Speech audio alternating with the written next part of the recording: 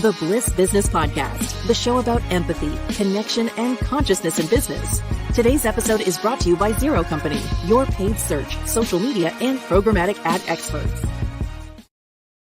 Welcome back to the show. This episode is part of our Empathy Expansion Kit series. I'm Stephen Sakach here once again with Tullio Siragusa. Hello, everybody. So one of our main goals of this podcast is to help you build a more authentic business and work life. One of the best ways to do that is to build empathy and love into what you do. In this series, we're going to dive into some bite-sized topics on building empathy into your work life. Today, we dive into the future of empathy in the business, some trends and some predictions. Tullio, this is something that I definitely feel passionate about, just having studied consciousness forever. Consciousness is rising, right? So you can check out our podcast on conscious capitalism if you want to, get into a more thorough discussion of this. But just briefly, you're kind of seeing these younger generations, they're coming online with getting to a higher consciousness much faster. And the reason is because of the generations before them kind of paving the way, and, it's kind of the stepping stone. But, from ages 0 to 20, they're coming up to a much higher state of consciousness than we were, say, 100 years ago, right? Just because of the gravity of society. And so what this is doing to the workplace is they're coming in with ideas looking for more empathy, more love in the workplace, more diversity, more seeing through other people's eyes and perspectives. This is a good thing. I know there's a lot of controversy in some of this right now for some reason, but evolution isn't pretty, but it's beautiful, in the long run. So we're going to be stepping on each other, trying to figure out a process to get there. But this is what people want, Tullio. They want an empathetic workplace. This is where it's going. For a long time, I thought the newer generation is the one who wanted it the most, but it's not true. We all want it. In fact, there have been studies that suggest that companies who do this will do better than others. E&Y did a study last year about the evolving state of empathy in the workplace, and 87% of the people they surveyed find empathetic leadership inspiring positive change in the workplace. The same 87% found that having empathetic leadership in the workplace fosters mutual respect between employees and leaders. And 85% believe that it also increases productivity amongst employees. And almost 80%, 78% believe that it reduced employee turnover. Now, the interesting number that I found is that 92% of employees surveyed across all 4 workplace generations, all generations, said that the company culture has an impact on their decision to remain with their current employer. So, we talk about being empathetic as a valuable thing for people in the organization, but there's data that suggests the business impact of having empathy in the workplace, but also there's additional data that suggests that 90% of all of us expect this.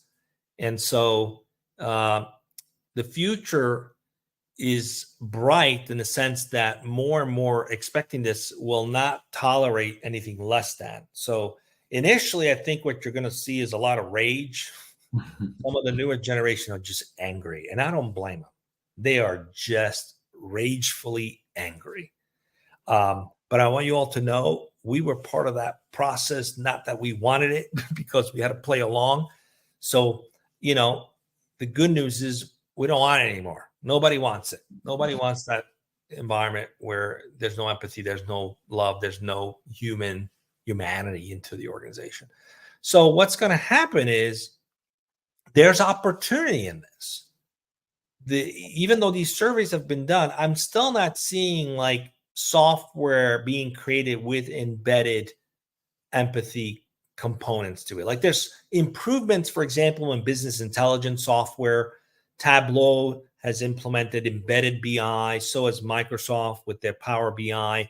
So now you can see data points real time at the application layer, but none of these have yet implemented the experience of being able to track and understand the experience that employees are having, the interaction that employees are having, which is going to be critical to creating an environment where that empathy is alive. Like, what's the checkpoint right now to know if the things are being done in a way that supports 92% of employees who want this? And unfortunately, until board of directors, we talked about this in previous podcasts, until board of directors start having committees that look at the employee satisfaction as one of the KPIs tied to empathetic culture, until that happens, that governance, without that governance, you're going to have problems pushing this through. Now, ideally, we don't need to have that in place. If 92% of all of us feel like we need this, then there's executives running companies that are also part of that 92%. Stop wearing a different mask when you show up to the office. Be genuine all the time and make the changes, because this is what people want. And those who embrace it are going to have an opportunity to do it in their software product and their product offerings. They're going to leverage the fact that 92% of people want this. So there's a huge opportunity here, Stephen, that's not being taken advantage of yet. No, I agree completely. I agree completely. So you mentioned, stop wearing two hats. So yeah, we're talking about the workplace, internally here, but increased customer awareness and sensitivity to these issues. This is really what's going to be driving brands a lot, is that your customers are going to be hyper aware of this, and because their consciousness is rising, and this is what's going to destroy companies if they aren't prepared. So this is why we're doing this podcast, is like, if you don't walk the walk, when you're trying to talk the talk, it's just going to fall flat and it will destroy companies. So, I mean, that's part of what we're trying to do with, you mentioned it, with our product, AI CMO, the Artificial Intelligence Chief Marketing Officer. You can go to aicmo.io to learn more about that and get on the wait list. But part of that is really to help infuse this empathy and, love into what you're doing from a marketing standpoint, so that, it's in your DNA. We're helping you with your purpose. What's your company purpose? Let's get that to this, higher consciousness place. Now if we're going to market it, let's make sure we're also living by it. So it's, to us, I mean, it's such a big thing to embed this into your branding, this empathy into your branding, into your marketing, into your customer engagement strategies. So, because we know this is where it's all going. This is where the future is. There's going to be such huge demand for this. And if you aren't addressing it right now, your competition will be, or is, and it's hard to build the authenticity you need in your organization overnight. So you're not going to be able to, you can throw out a marketing slogan or things like that, but if you aren't living that, you're going to be way behind, because it's hard. You can't just build that overnight. You've got to build it little by little into everything you do. And here's the thing, this isn't intended to be a commercial for us, but if you need help with this, just reach out to us. We could do an audit on how you're reaching your clients. Are you being empathetic in your approach to the marketplace? Where are there opportunities to make improvements there? And through that learning, you might pick up some tips even inside of the organization that you can adopt. There's a way to contact us on the blisspodcast.com. Just reach out. We're doing this as a way of spreading this love with others, and we're putting ourselves out there to say, you can connect with us too. We're happy to speak with you and share our own thoughts and experiences and how we're doing this ourselves. So, because ultimately our higher purpose is helping other people live better lives. So you can do that where you impact them the most, where they work. We spend most of our time at work. So we ought to create an environment where people are thriving there and feeling good about themselves, not like they can't wait to go home. And that requires an empathetic approach to running the business. But then you do it, people feel good about showing up to work. Guess what? They're going to be more productive. They're going to be happier. Your customers are going to be happier. The money comes in. the investors are happy. It is a trickle-down effect that affects the bottom line. So we can't say that enough. Just reach out to us. We're happy to connect. Comment where you see this. We're happy to connect any way that we can. This is my 2-minute commercial for trying to extend our help to those who want it.